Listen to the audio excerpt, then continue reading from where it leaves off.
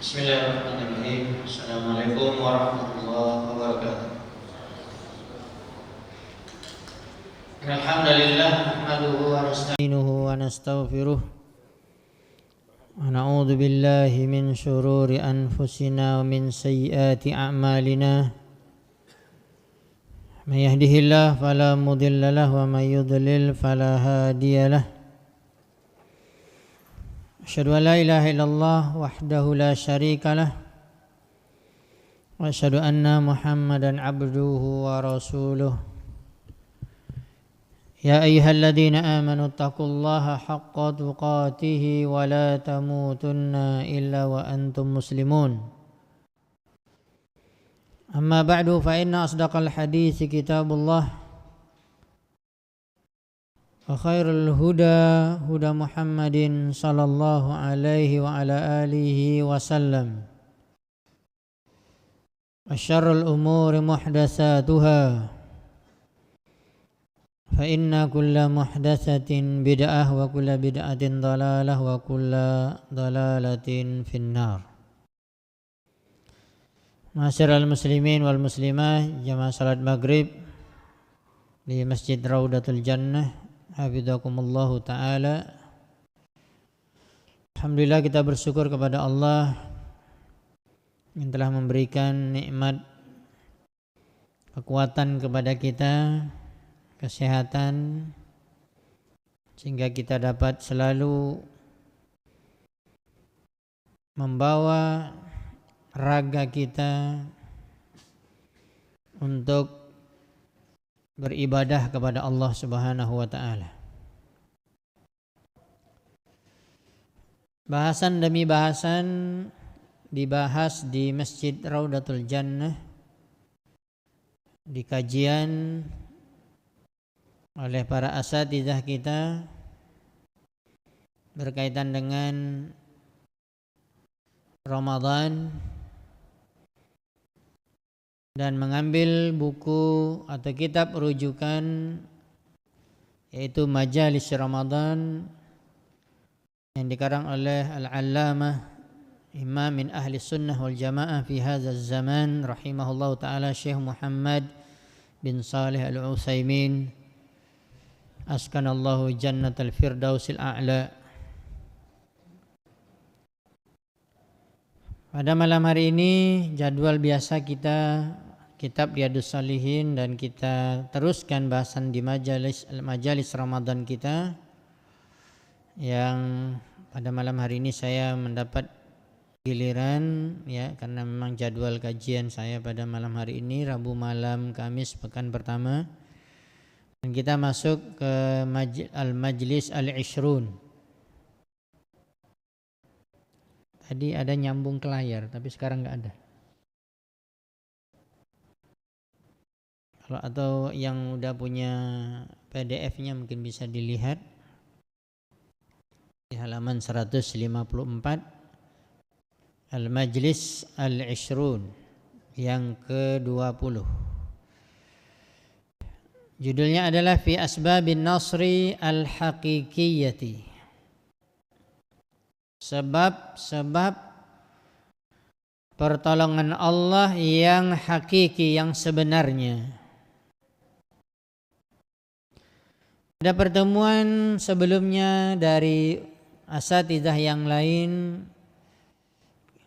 bagi yang duduk di majelis Ramadan ini telah mendengarkan penjelasan, walaupun tidak akan bisa semuanya disampaikan karena keterbatasan waktu. Ya, waktu yang singkat berkaitan dengan pertolongan Allah Subhanahu wa ta'ala terkhusus kepada Rasulullah dan para sahabatnya. Mereka sedang berpuasa, mereka puasa Ramadan, mereka tidak membatalkan puasa, mereka sanggup untuk terjun di medan pertempuran, apalagi perang Badar, Ma'arakati al-Badr al-Kubra,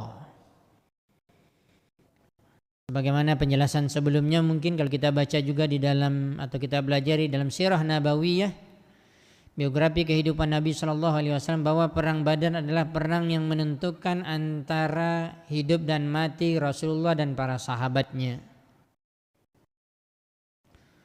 Allah Subhanahu Wa Taala memberikan pertolongan di perang Badar dan terjadi di dalam bulan Ramadan.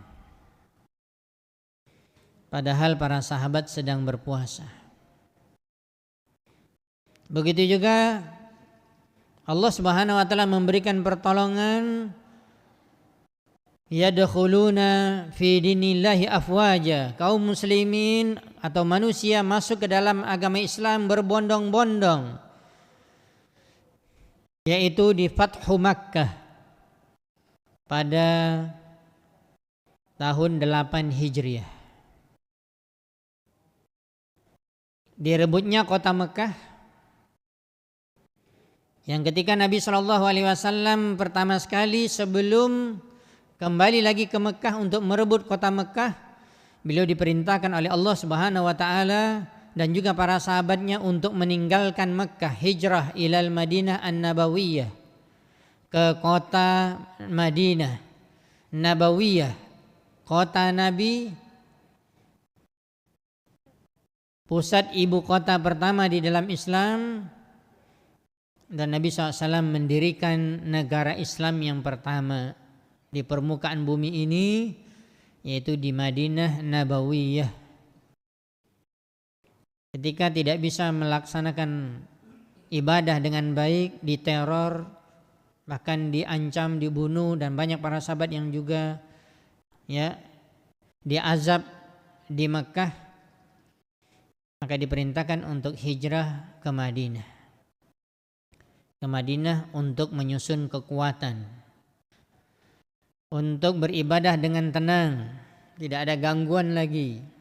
Dan adanya sambutan kaum Ansar yang sangat hebat, bahkan mereka rela untuk berbagi dunia mereka, bahkan istri mereka, untuk sahabat muhajirin yang datang ke Madinah.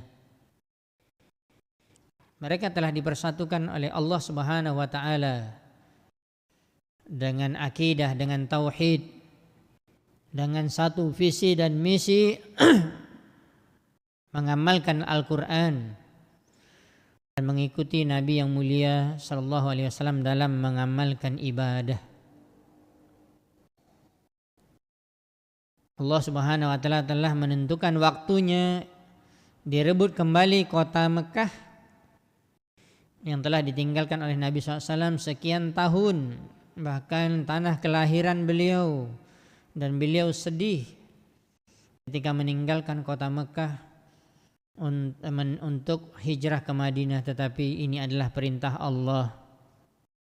Kalau seandainya tidak perintah Allah, Rasulullah SAW tidak akan berangkat, tidak akan pergi meninggalkan tanah suci, tanah kelahirannya, tanah yang paling dia cintai. Allah Subhanahu wa taala menentukan dapat kembali dikuasai, yaitu Fathu Makkah. Ini contoh yang besar kejadian yang terjadi di dalam bulan Ramadan, bagaimana bayangan kita dengan jihad, mengangkat senjata, bergerak ke sana kemari, dalam keadaan puasa, dan mereka mendapatkan pertolongan Allah Subhanahu wa taala. Ada rahasianya.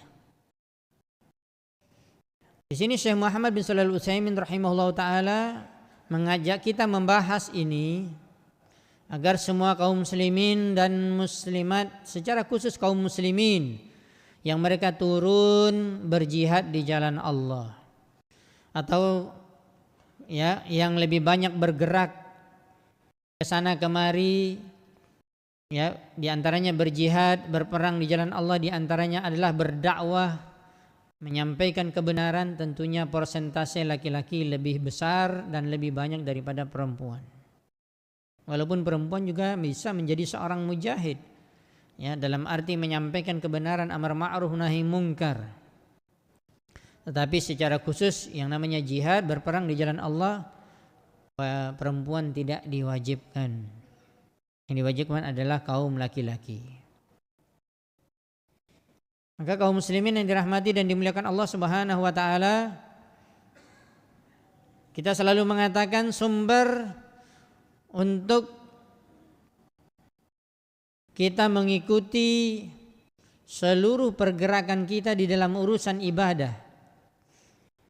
Bahkan kita katakan pertolongan Allah dalam semua urusan, apalagi menghadapi musuh-musuh Allah, tidak ada jalan kecuali kembali ke generasi yang pertama, Rasulullah dan para sahabat. Itu yang diungkapkan oleh Imam Malik, la yasluhu hadhil ummah ila bima saluha awwaluha. Tidak akan baik umat Islam di sepanjang zaman, di mana saja di permukaan bumi ini sampai hari kiamat, kecuali dengan mengikuti kembali lagi ke generasi yang pertama, yaitu para sahabat Rasulullah sallallahu alaihi wasallam. Itulah salafus saleh. Demi Allah kaum muslimin, saya mengatakan demi Allah, tidak ada pertolongan Allah kecuali dengan mengikuti Rasulullah dan para sahabatnya dalam jihad, berperang di jalan Allah, bahkan di dalam dakwah, di dalam amar ma'ruf nahi mungkar. Karena ini adalah urusan ibadah. Urusan jihad itu urusan ibadah. Urusan amar ma'ruf nahi mungkar, dakwah itu adalah urusan ibadah. Ibadah tidak boleh kita lakukan kecuali dengan contoh dari Rasulullah SAW dan telah diamalkan oleh para sahabat.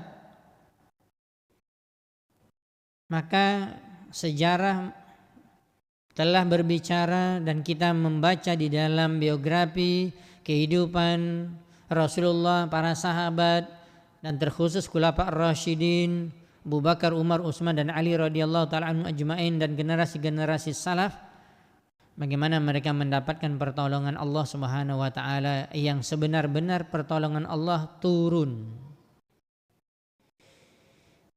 dengan memperhatikan ayat-ayat Allah Subhanahu wa taala, secara khusus nanti di dalam surat An-Nur. Begitu juga memperhatikan sunnah Nabi sallallahu alaihi wasallam. Maka kaum muslimin yang dirahmati dan dimuliakan Allah Subhanahu wa taala, kita membaca banyak kitab. Bahkan saya pernah juga membahas buku Syekh Profesor Dr. Ibrahim Ar-Ruhaili hafizahullah taala berkaitan dengan masalah sikap kaum muslimin kepada para sahabat dan bagaimana keutamaan para sahabat. Di antaranya banyak peperangan yang dimenangi yang diberikan pertolongan oleh Allah setelah Rasulullah meninggal, dan di situ masih banyak para sahabat, dan mereka sudah generasi yang kedua, itu tabi'in. Ketika di tengah-tengah tabi'in ada para sahabat walaupun satu orang. Ya, walaupun adalah satu orang, selalu mendapatkan pertolongan Allah Subhanahu wa taala. Mari kita berkaca, bercermin, dan bertanya dengan pertanyaan yang besar. Kenapa kaum muslimin tidak mendapatkan pertolongan Allah, terkhusus di zaman yang kita hidup?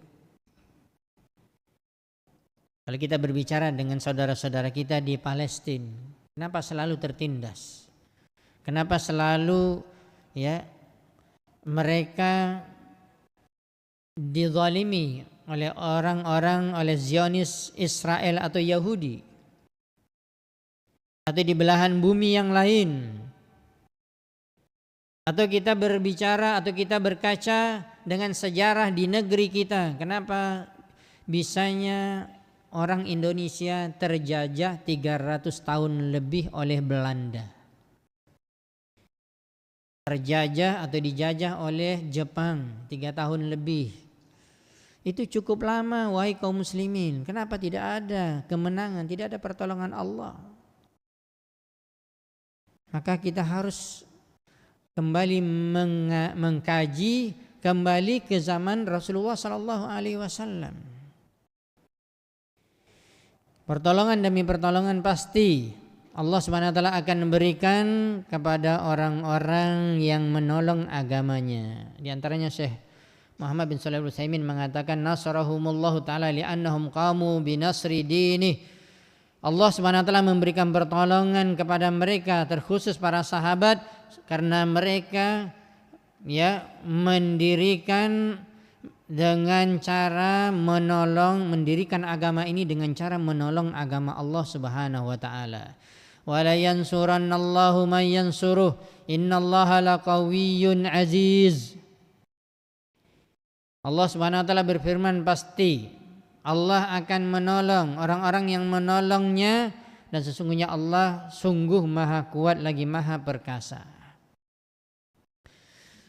Alladzina immakkannahum fil ardh, yaitu orang-orang yang ketika mereka diberikan kekuasaan di permukaan bumi, ciri-ciri mereka aqamus shalah, mereka mendirikan salat. Antum mungkin belajar dalam kitabus shalah dalam pembahasan hadis-hadis Nabi. Makna dari iqamatis shalah bukan berdiri badan saja. Iqamah berdiri, mendirikan, beda dengan berdiri. Qama berdiri, aqama mendirikan salat, memperhatikan rukun syarat wajibnya, memperhatikan sunat-sunatnya, baru dikatakan mendirikan salat, bukan hanya sekedar berdiri.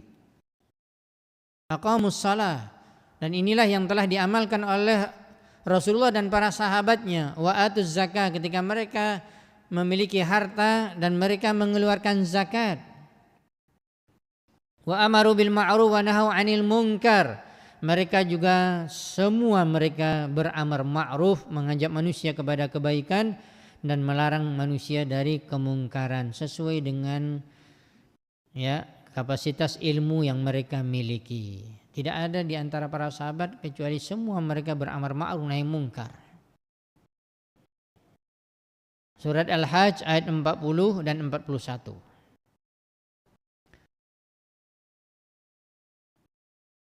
Ayat yang senada dengannya yaitu di dalam surat An-Nur ayat 55, itu yang kita sampaikan tadi.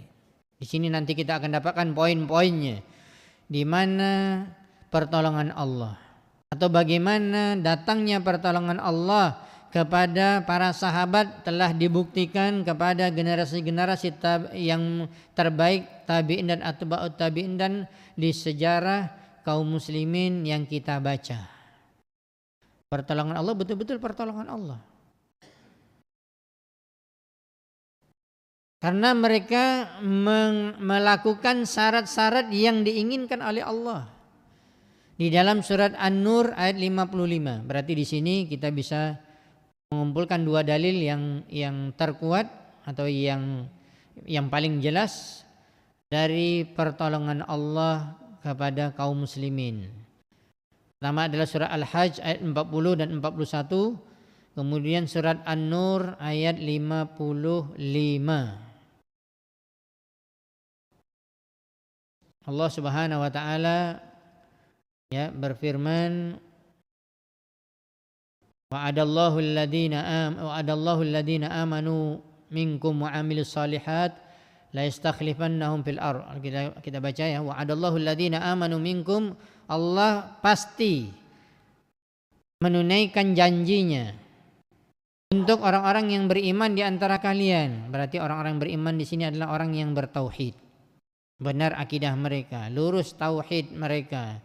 Tidak ada mereka melakukan kesyirikan. Mereka menghilangkan semua bentuk kesyirikan di dalam diri mereka, dalam praktek ibadah mereka. Mereka adalah orang yang beriman. Wa 'amilus shalihat, dan mereka adalah orang-orang yang beramal saleh. Beramal mereka luar biasa. Para sahabat bagaimana amalan mereka? Bukan hanya ilmu mereka, tetapi mereka mengamalkan ilmu. La yastakhlifannahum, kata Allah, pasti Allah akan memberikan khilafah, kekuasaan kepada mereka fil ardh, di permukaan bumi ini, kama stakhlafal ladzina min qablihim, sebagaimana telah Allah buktikan Allah telah memberikan kekuasaan juga kepada umat-umat yang sebelumnya.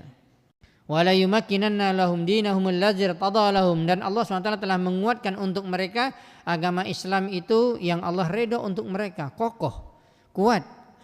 Wala yubaddilannahum min ba'di khaufihim amna, dan Allah pasti juga akan menggantikan Di tengah-tengah mereka dahulunya ada rasa takut menjadi aman dan tidak ada rasa takut lagi. Ya'budunani la yusyrikuna bi syai'a. Syaratnya di ujung ini.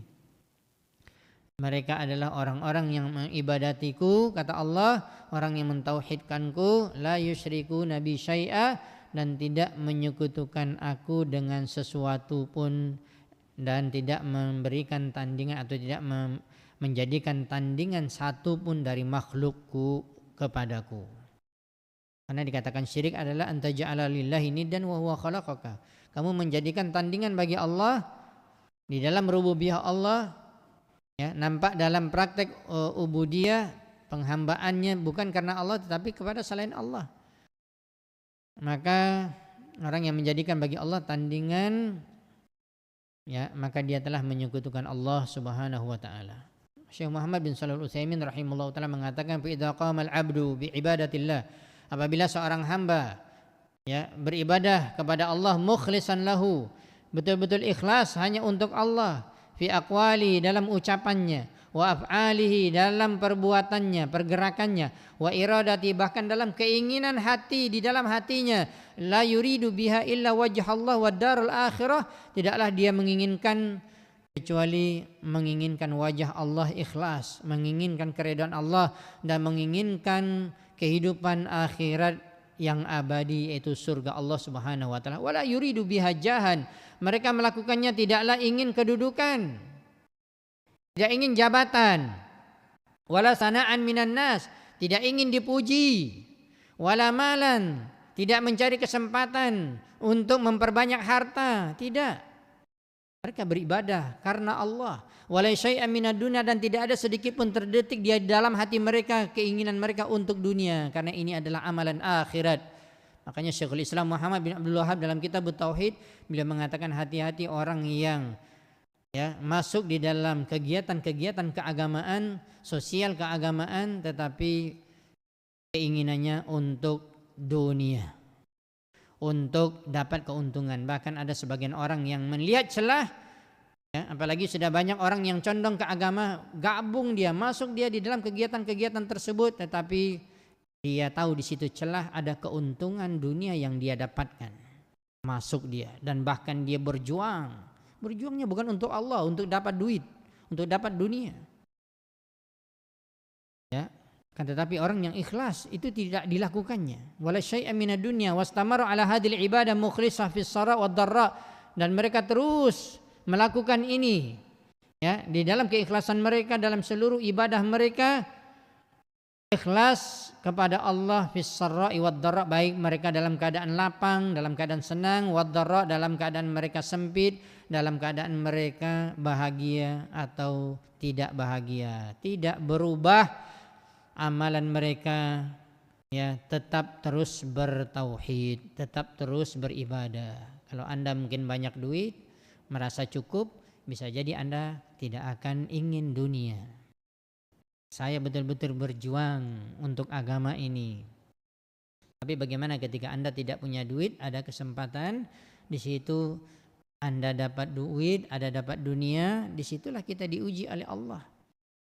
Keadaan kita bagaimanapun, apapun keadaan kita, tetap harus lurus ibadah hanya untuk Allah, bukan untuk dunia, bukan untuk dipuji, bukan untuk harta dan yang lainnya, tetapi untuk wajah Allah, menginginkan ridha Allah dan hari akhirat. Disitulah rahasianya wahai kaum muslimin. Disitulah dikatakan ibadatullah wahda ya'budunani la yusyrikuna bi syai'an.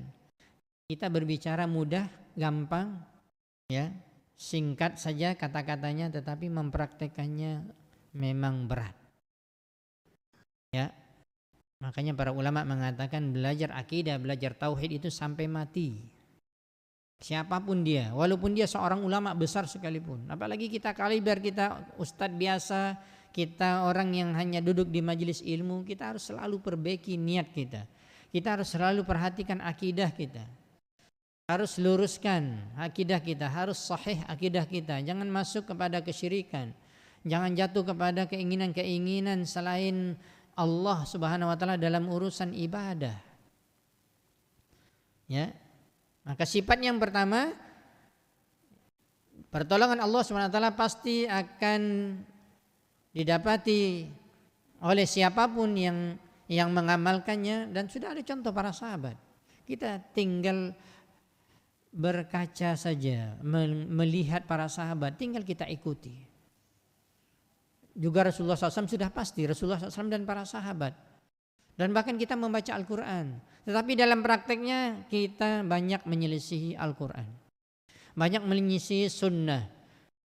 Bahkan begitu banyak orang-orang yang berjuang di dunia ini, bahkan berperang, tetapi tidak karena Allah, karena kelompoknya, karena membela partainya, membela komunitasnya, ya, membela kelompok-kelompok organisasi Islamnya. Jangan, wahai kaum muslimin, jaga keikhlasan kita. Hati-hati, bukan tidak boleh berorganisasi, bukan tidak boleh ada yayasan, tetapi hati-hati, harus selalu jaga keikhlasan kita.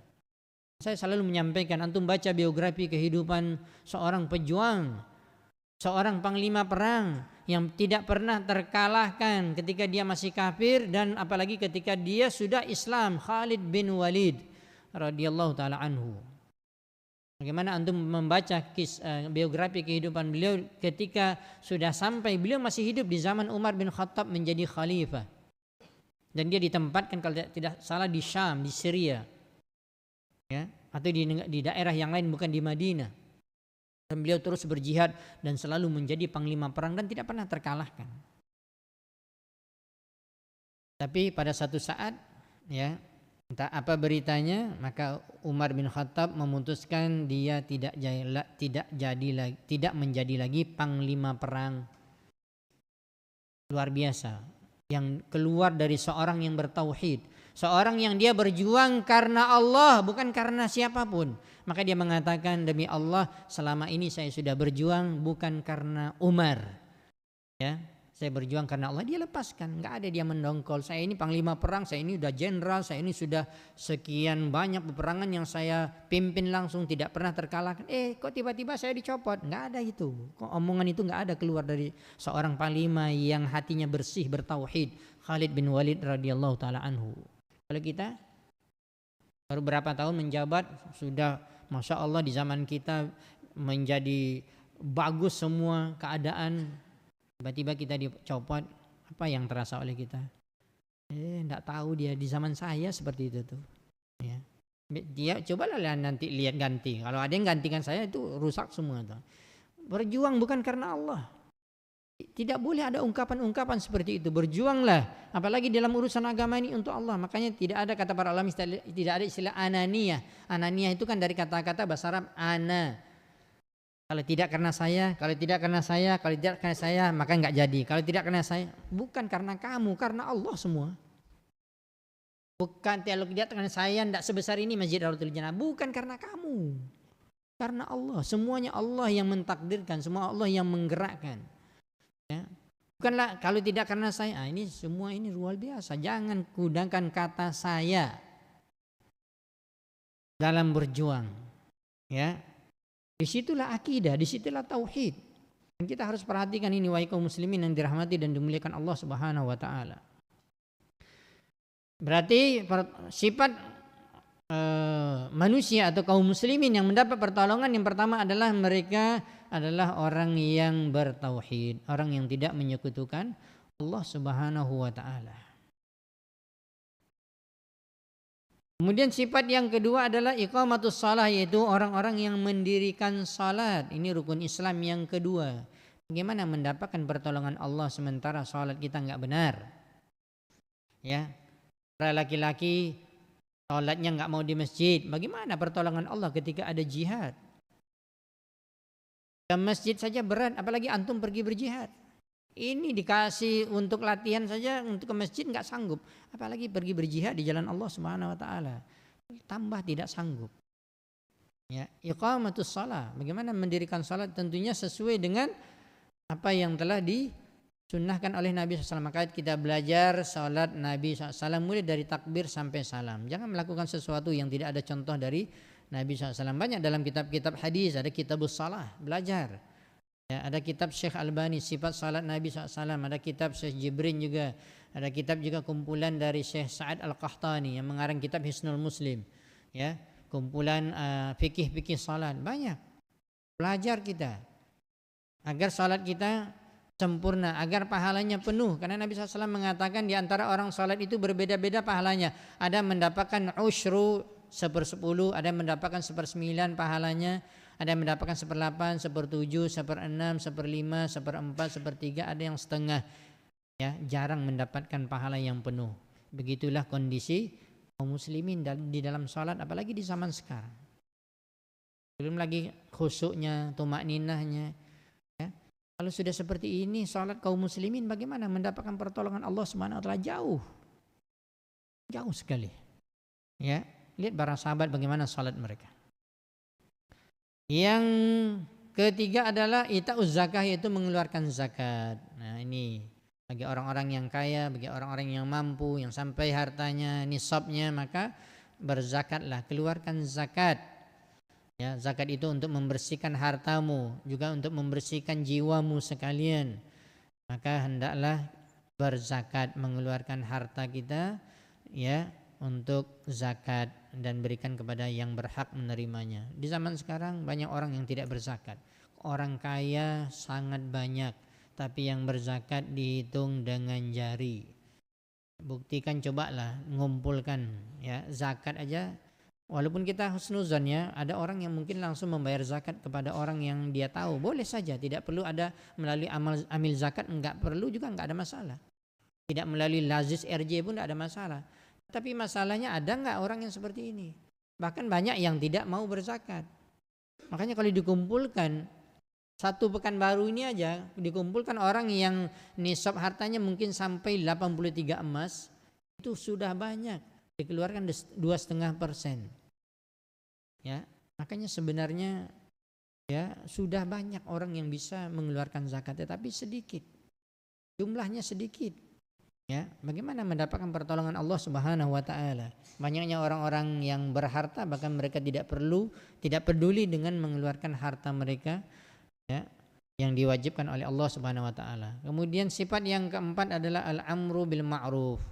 Mereka adalah orang-orang yang selalu mengajak manusia kepada kebaikan. Mengajak manusia untuk mentaati perintah Allah dan Rasul-Nya dari kewajiban dan juga bahkan hal-hal yang sunat. Terus diajak manusia kepada kebaikan, dan kebaikan yang paling tinggi adalah tauhid, akidah. Kemudian ibadah, dan ada ibadah-ibadah yang wajib, kemudian juga ibadah-ibadah yang sunat. Maka semua kita harus beramar ma'ruf dan nahi mungkar sesuai dengan kapasitas ilmu kita masing-masing. Berarti kalau kita sudah memiliki keluarga, maka dimulai dari Anda sebagai kepala keluarga, karena Anda adalah pemimpin. Ya, dan Rasulullah SAW bersabda, seorang suami pemimpin di dalam rumah tangganya terhadap anak dan istrinya, dan dia nanti di akhirat ketika dibangkitkan akan ditanya oleh Allah atas kepemimpinannya.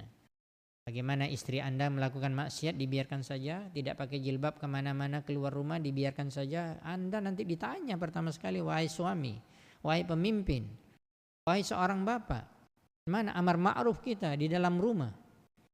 Kewajiban-kewajiban yang banyak ditinggalkan oleh orang di dalam rumah, apakah kita mengajak mereka amar ma'ruf? Begitu juga di lingkungan kita, apakah kita biarkan, ya, tetangga kita, masyarakat kita tidak melakukan kewajiban amar ma'ruf? Terus dimotivasi, terus diajak, jangan berhenti amar ma'ruf. Kemudian juga disambung dengan, ya, wan nahyu 'anil munkar, melarang manusia dari kemungkaran. Begitu banyaknya kemungkaran yang ada, bahkan telah kita sebutkan tadi, bahkan di dalam rumah tangga kita sendiri kita tidak ingkari. Kita setiap hari melihat anak perempuan kita, istri kita melakukan maksiat, membuka auratnya. Kita melihat anak perempuan kita mungkin sekolah umum atau sekolah yang campur aduk antara laki-laki perempuan, digonceng oleh laki-laki yang bukan mahram. Kita biarkan saja. Mana jiwa kita? Mana kemungkaran itu kita ingkari? Mana? Enggak ada.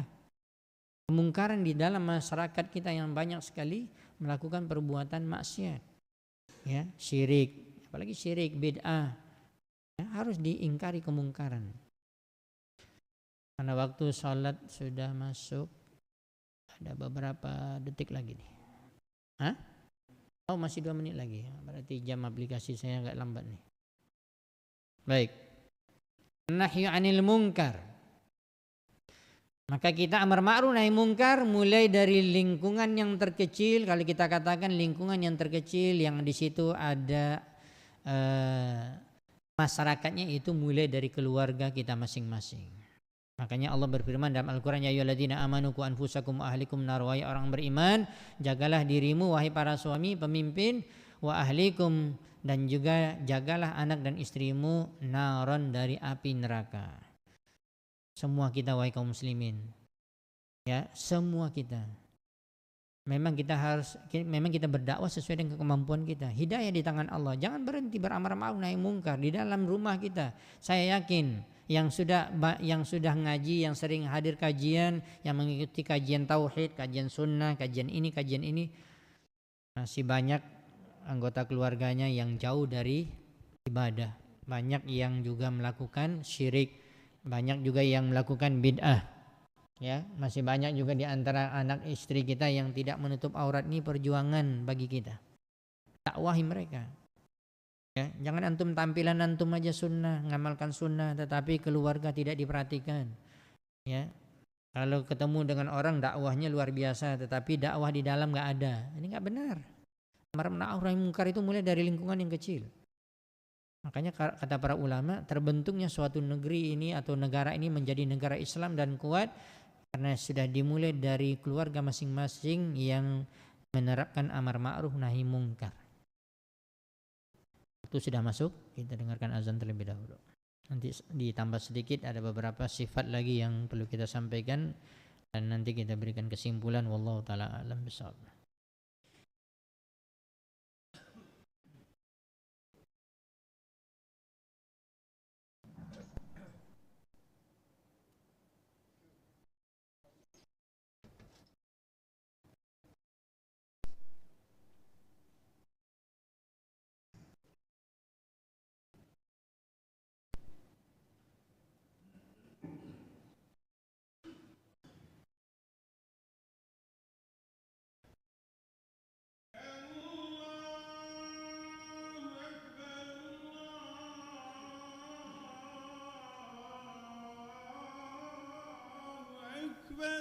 Allahu Akbar. Allahu Akbar.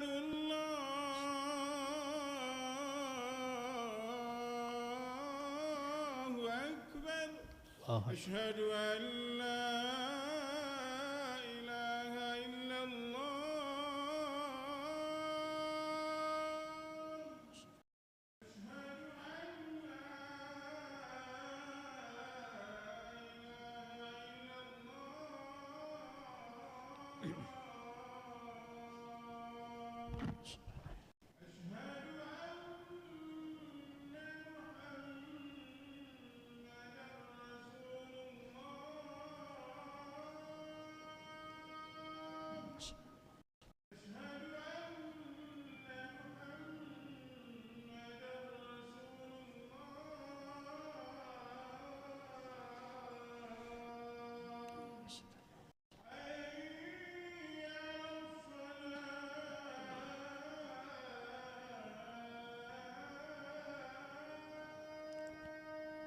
La haula wala quwwata.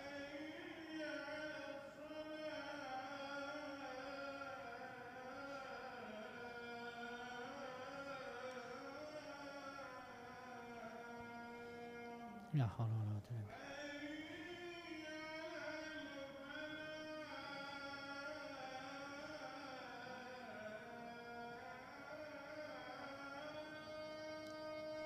La haula wala quwwata.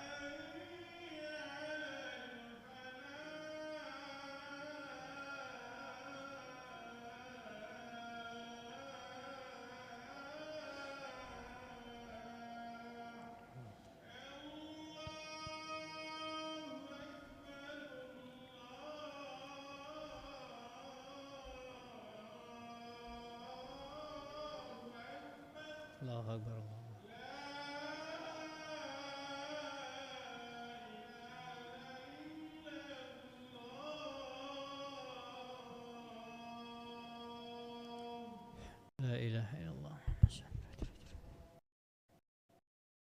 Allahumma rabb hadhihi ad-da'wati as-salatil qa'imati Muhammadan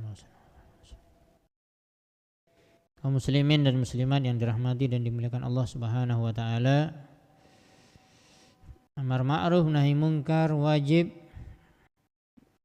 untuk kita semua. Bisa dikatakan fardu ain bagi pribadi-pribadi kita semua, wajib amar ma'ruf menahi mungkar, mengajak manusia kepada kebaikan, dan kebaikan yang paling besar adalah tauhid, akidah. Ma'ruf yang terbesar lagi adalah mengajak manusia untuk mengamalkan sunnah. Ma'ruf lagi yang terbesar adalah mengajak manusia untuk mengamalkan kewajiban-kewajiban yang telah diwajibkan oleh Allah. Juga termasuk tadi ma'ruf juga harus kita sampaikan dan kita terus mengajak manusia untuk melakukan amalan-amalan sunat. Berarti kalau nahi anil munkar, ambil lawannya. Ketika kebaikan yang terbesar, yang paling tinggi, bahkan ini adalah semua dakwahnya para nabi dan rasul, yaitu tauhid, mengajak manusia untuk mengesahkan Allah, meninggalkan semua bentuk kesyirikan, maka kemungkaran yang paling besar adalah syirik. Jangan sampai masih ada kesyirikan terjadi, terkhusus di dalam rumah tangga kita. Tadi sudah saya sampaikan, tidak akan terbentuk negeri menjadi negeri Islam, negara menjadi negara Islam yang kuat, seperti di zaman para sahabat. Kata orang, kembali ke zaman keemasan, itu zaman sahabat. Kecuali mulai dari keluarga, dari lingkungan terkecil, dari komunitas manusia yang ada di situ, masyarakat dan pemimpin, yaitu dalam keluarga. Maka kita harus perhatikan, harus nasihati, apalagi bentuk kesyirikan. Jangan berhenti. Bapak kita masih melakukan kesyirikan, nasihati terus. Istri kita, suami kita, anak-anak kita. Alhamdulillah kita telah dapat hidayah oleh Allah, walaupun baru ngaji, baru beberapa pertemuan, tapi alhamdulillah sudah dapat ilmu, sudah mulai tahu bagaimana tauhid, mengesahkan Allah dalam ibadah, dan sudah tahu bahayanya syirik dan bagaimana bentuk-bentuk contoh kesyirikan. Maka mulailah kita amar ma'ruf nahi mungkar di dalam keluarga kita pertama sekali. Di tempat antum bekerja, di mana antum bekerja, mau di pegawai negeri, di kantor kita, pegawai swasta di kantor kita, atau misalnya bekerja di toko, ada di pasar kita punya toko, ada orang sebelah kanan kiri, pasti kita mendapatkan banyak orang yang masih jauh dari agama Allah, bahkan masih banyak bentuk-bentuk ritual kesyirikan. Kesempatan kita berdakwah, ajak mereka, diskusi dengan baik, sampaikan dalil, niatkan ikhlas dalam berdakwah untuk supaya mereka paham akidah, supaya mereka meninggalkan kesyirikan, supaya mereka tidak mati dalam melakukan kesyirikan, dosa yang paling besar. Begitu juga amalan-amalan.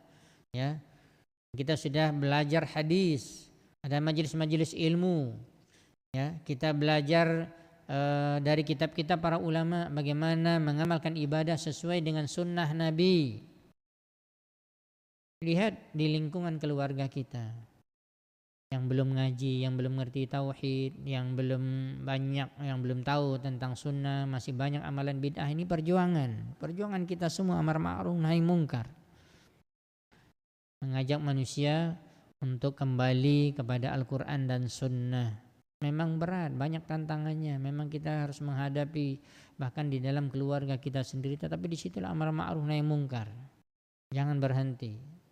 Dakwah dengan hikmah, dengan cara yang baik, cara diskusi yang baik, bukan marah-marah, bukan bentak-bentak, bukan caci maki, bukan mengatakan kamu neraka, tidak, tapi dengan cara yang baik. Terus ada amar ma'ruf nahi mungkar, jangan berhenti di lingkungan kerja kita, di lingkungan masyarakat kita, bertetangga kita, terus harus ada amar ma'ruf nahi mungkar. Apalagi kalau seandainya kita diberikan oleh Allah amanah, bisa untuk memberikan istilahnya peraturan-peraturan yang kita diamanahkan menjadi pemimpin, insya Allah ini adalah kesempatan untuk lebih luasnya dakwah, mengajak manusia kepada Allah yang pengaruhnya besar, bisa diikuti oleh orang banyak. Jadi kesempatan bagi kita semua. Kalau seandainya Anda seorang atasan, Anda punya perusahaan atau punya kepemimpinan di dalam pekerjaan atau di dalam usaha, ada anak buah, ada orang yang bekerja di bawah kita, harus ada amar ma'ruf nahi mungkar. Jangan tidak ada amar ma'ruf nahi mungkar, hanya tujuannya cari duit. Isi kepalanya, pikirannya hanya untung, tidak ada amar ma'ruf nahi mungkar. Ini salah. Kesempatan kita, ladang pahala kita, apalagi kita seorang pemimpin, kita seorang ketua, kita seorang yang memiliki perusahaan, antum bisa dakwahi mereka, ajak mereka di jalan Allah. Di samping mereka akan mendapatkan dunia, mereka juga mendapatkan akhirat, lurus agama mereka. Ini kesempatan ladang pahala kita. Jangan dibiarkan begitu saja. Kan banyak kasus-kasus, apalagi bulan Ramadan ini kan.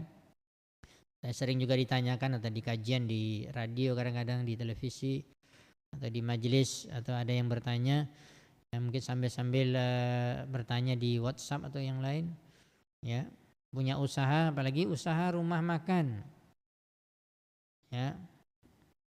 Ada yang kemarin beberapa, mungkin sebulan yang lalu, Ustadz, Nani buka rumah makan nih tetap di Ramadan, gimana Ustadz? Buka enggak pagi siang? Ana bilang jangan. Terus kapan buka? Ya udah, kalau memang antum nanti ada masaknya rumah makan atau orang pesan atau misalnya ada datang beli makanan, ya sebagaimana yang mungkin kita lihat kebiasaan orang, ya, orang kita jual makanan, tidak ada orang makan di tempat tetapi bawa pulang, ya, dan itu mulai setelah asar karena memang orang pas mau siap-siap untuk berbuka, ya, dan ini salah satu caranya. Jangan hanya mencari keuntungan dunia. Begitu juga yang bekerja di bawah kita, kasih kesempatan mereka juga untuk beribadah. Jangan termotivasi lagi untuk mencari keuntungan dunia. Para ulama salaf terdahulu dalam urusan agama saja, mereka sudah berhenti di bulan Sya'ban ini, sudah berhenti semua kajian, nggak ada lagi. Apalagi dalam bulan Ramadan.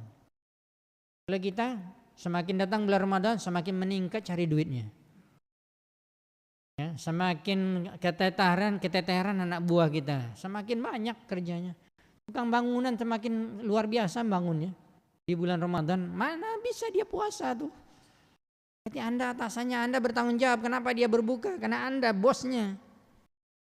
Bahkan kalau dalam puasa itu kita sedikitkan lagi, kita kurangi lagi, dan semuanya diwajibkan berpuasa. Makanya nggak ada di dalam pembahasan fikih boleh membatalkan puasa orang yang bekerja, nggak ada.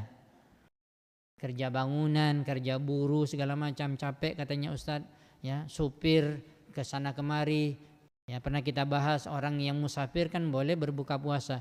Kalau dia supir terus setiap hari di dalam Ramadan, di luar Ramadan membawa orang safar terus, ya, antar kota, lalu beralasan dengan dalil ini, kapan puasa dia? Nanti bulan Safar bawa orang lagi. Bulan Syawal, bulan Zulqa'dah, kapan ganti puasanya? Jadi nggak ada ganti seumur hidup, matilah dia nanti tuh. Mati dalam keadaan berdosa besar.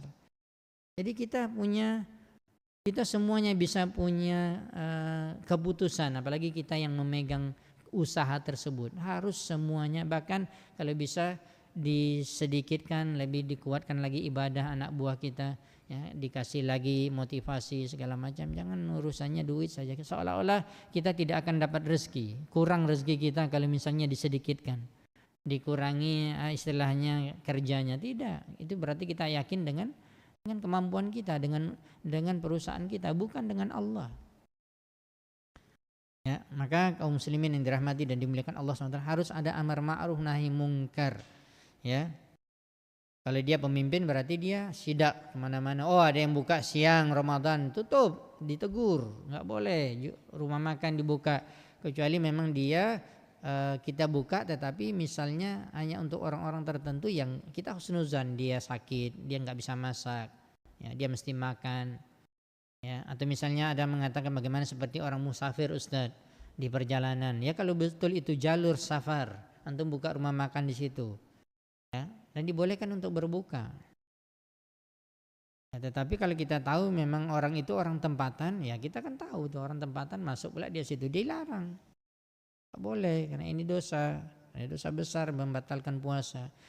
Maka amar ma'ruf nahi mungkar banyak sekali yang bisa kita sampaikan dari amar ma'ruf nahi mungkar tersebut, ya. Maka kita harus berilmu, belajar agama terus, kita belajar, dan disinilah kita akan mendapatkan pertolongan Allah Subhanahu wa taala. Secara kesimpulan tadi sudah disebutkan ada 5 sifat.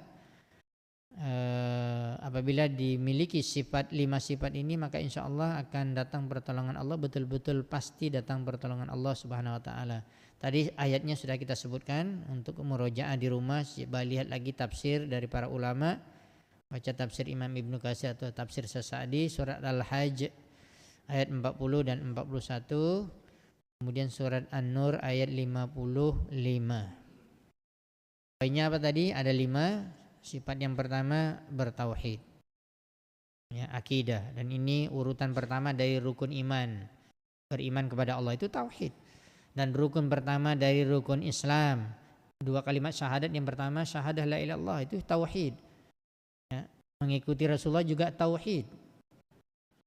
Kemudian yang kedua, sifat yang kedua adalah mendirikan salat betul-betul, belajar salat dari awal takbir sampai selesai, sampai salam. Bahkan ketika berwudu pun kita harus belajar bagaimana wudu Nabi, karena syarat sah salat benar wudu. Belajar. Semua kita melakukannya, semua kita, ya. Iqamatus shalah betul-betul, ya. Bagi laki-laki isi masjid, ramaikan masjid, ya. Apalagi kita berbicara tentang hukumnya, ya. Banyak di zaman Nabi telah dijelaskan bagaimana hadis-hadisnya tentang wajibnya bagi laki-laki, ya, untuk salat berjamaah di masjid. Kemudian perhatikan syarat rukun wajibnya, dan terus kita menambah dengan amal-amalan sunnah. Kemudian yang ketiga adalah menunaikan zakat. Maka perhatikan orang-orang yang mampu, yang memiliki harta yang berlebih, ya, maka tunaikanlah zakat. Kemudian yang keempat, sifat yang keempat adalah amar ma'ruf, mengajak manusia kepada kebaikan. Kemudian yang kelima adalah wan nahyu an munkar, melarang manusia dari kemungkaran.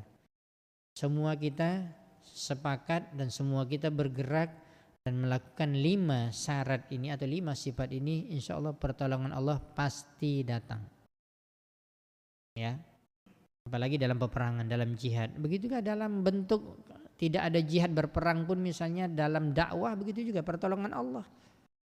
Kadang-kadang kan kita berpikir, kok udah lama dakwah segini-segini saja nggak ada yang ngikut, kok banyak orang yang menolak. Kita introspeksi diri kita. Pertolongan Allah itu tidak datang karena penyebabnya bisa jadi kita, ya. Maka lakukan yang 5 ini. Apalagi kalau kita berbicara, ada orang mengatakan pertolongan Allah itu atau kemenangan itu, ada orang berbicara kemenangan itu kan karena kalau misalnya berperang karena canggihnya senjata, karena banyaknya senjata, karena rajinnya dan kuatnya latihan, karena hebatnya latihan bertempur, karena sudah punya pengalaman, karena badan besar, karena enggak, ya. Begitu banyak, kata Syekh Utsaimin, contohnya bagaimana kaum Ad, kaum Samud, itu orangnya besar-besar, kuat-kuat, tetapi Allah hancurkan, kalah mereka, ya. Fir'aun dengan bala tentaranya Allah tenggelamkan di Laut Merah, ya. Nabi Musa lemah, kaumnya tidak punya apa-apa, tapi Allah berikan pertolongan. Di situ kuncinya, kita harus melihat sejarah orang-orang Quraisy, bagaimana besarnya mereka, kekuatan mereka, sekutu-sekutu mereka banyak, tetapi tetap kemenangan diberikan oleh Allah SWT kepada Rasulullah dan para sahabat. Maka kita harus membaca sejarah dan kembali melihat dalil-dalil dari Al-Quran secara khusus, dan telah kita sebutkan tadi di dalam surat Al-Hajj 40 dan 41 dan dalam surat An-Nur ayat 55. Terakhir Syekh berdoa, Allahumma hayyi' lana min asbabin nasr ma bihi nasruna wa izzatuna wa karamatuna wa rif'atul Islam wa dhullul kufri wal isyan innaka jawadun karim. Wa sallallahu wasallama ala nabiyyina Muhammad wa ala alihi wa sahbihi ajmain. Demikianlah pertemuan kita pada majlis yang ke-20 ini, mudah-mudahan bermanfaat, ya. Wallahu taala alam bisawab. Subhanakallah bihamdika asyhadu an la ilaha illa anta astaghfiruka wa atubu ilaik. Wassalamualaikum warahmatullahi wabarakatuh.